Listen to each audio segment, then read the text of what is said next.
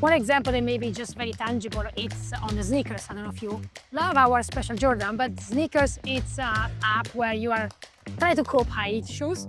And typically it's a very interesting model because we underserve demand. So you get into the draw, you might win or might not. And what happened in that business is that, 10 years ago, people used to queue up in front of Mercer 21st and pack their tent and wait. So the demand was constrained by the physical ability of much a curbside could do. When we launched a sneakers app, the demand became exponentially bigger. Talking about active engaged users.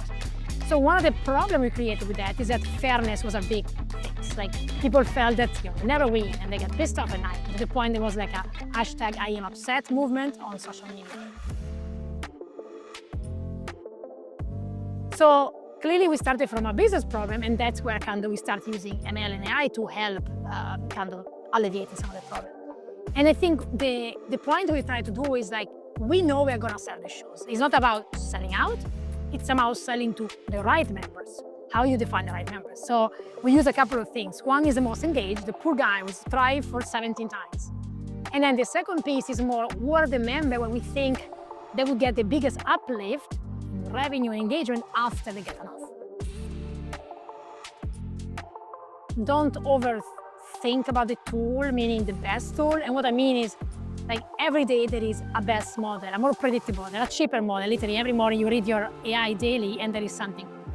But the point is that you don't get the best ROI from the best tool. You get the best ROI if you have an appropriate tool to your use case, tied and with the organizational processes, the people, the data literacy, the change management. And I think to go back to the Nike example, what we did, we took literally the ML and the data science team, and we plugged them into the seasonal process of Nike. And building that culture at Nike, how difficult was that to ensure that everyone was on the same page? Because it sounds to me like you literally are jumping straight into, hey, we're going right into production. We're gonna start deploying this. We're not gonna wait for permission. We're not gonna wait for, hey, let's POC this to death.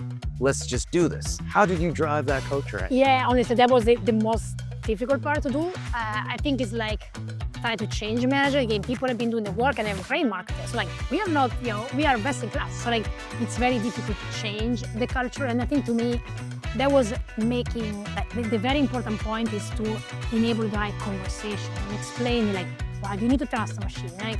So there was a lot of like, you sure people were not like, oh, we just tell you to train this model. No, it's like, let me explain why. And also like, help me choose which are the best launches of which training based on the units you have. Like, so there was a very strong partnership eventually to make sure you're not like telling people to do the work, but just explaining, even co-creating what would be the learning agenda for this launch for the model perspective.